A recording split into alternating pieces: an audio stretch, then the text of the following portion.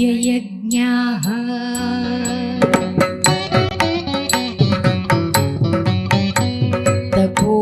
तपोयज्ञाः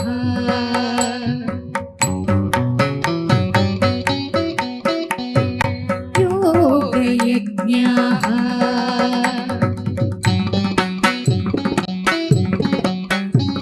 तथा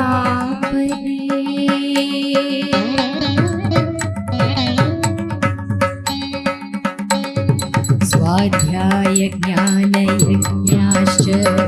यतयः संशितव्रताः स्वाध्यायज्ञानयज्ञाश्च यतयः संशितव्रताः स्वाध्यायज्ञानयज्ञाश्च यतयः संशितव्रताः स्वाध्यायज्ञानयज्ञाश्च यतयः संशितव्रताः स्वाध्यायज्ञानयज्ञाश्च यतयः